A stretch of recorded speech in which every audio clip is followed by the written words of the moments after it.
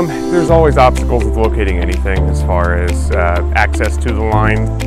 Then you just have some lines that don't have tracer wires with them, which is typical with any site.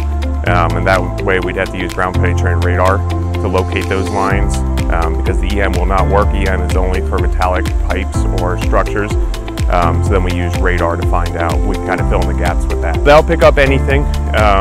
It's just not as specific as what you're on, but you'll see a hit in the ground. Just kind of almost looks like a fish finder. So you'll see a little blip of something there. So we know something's there.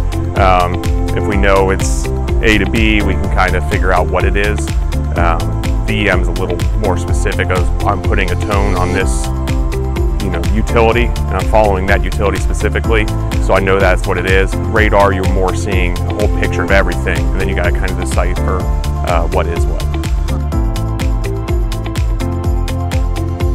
A lot of training. Started as a plumber, came over as underground detective from plumbing, so that's helpful. We have a lot of plumbers on staff. If not plumbers, they're mechanically inclined.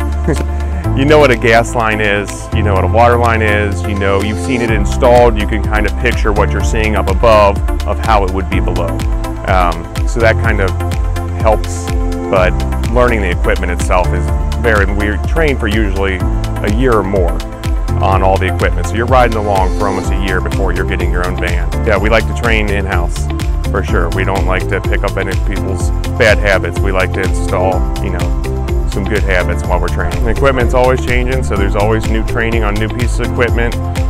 They send us over to do GPR. Every time we switch to a new GPR unit, there's usually training involved. It changes a lot. Yeah, the software is usually what changes the most. The radar, it's about the same. It's how it interprets it with the software.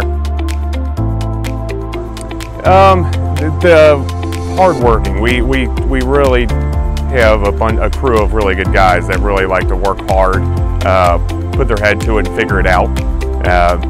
Other stuff, some people will try to trace a line and not get a tone, move on, leave it alone, say we can't find it.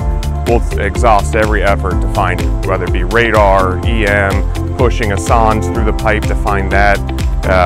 We'll do everything, and we're equipped with everything to do it. So I've heard that other companies have charged for pulling a second piece of equipment out. Like I'll charge for EM locate as well as radar.